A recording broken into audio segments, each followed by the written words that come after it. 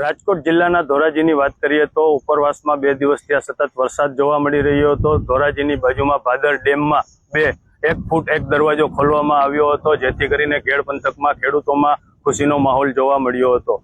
NC ખોરાસિયા નાયબ કાર્યપાલક ઇજનેર ભાદર 2 સિંચાઈ યોજના। હાલ ભાદર 2 ડેમમાં ઉપરવાસના વરસાદને કારણે પાણીની આવક થયેલ છે અને જૂન મહિનાના રૂલ લેવલ મુજબ સંપૂર્ણ સપાટી ભરાઈ ગયેલ હોવાથી ભાદર 2 ડેમનો 1 દરવાજો ખોલીને નદીમાં પાણી હાલ વહેરાવવામાં આવે છે અને ભાદર 2 ડેમને કારણે ધોરાજી, ઉપલેટા અને માણાવદર તાલુકાના ગામોને સિંચાઈનો લાભ મળે છે।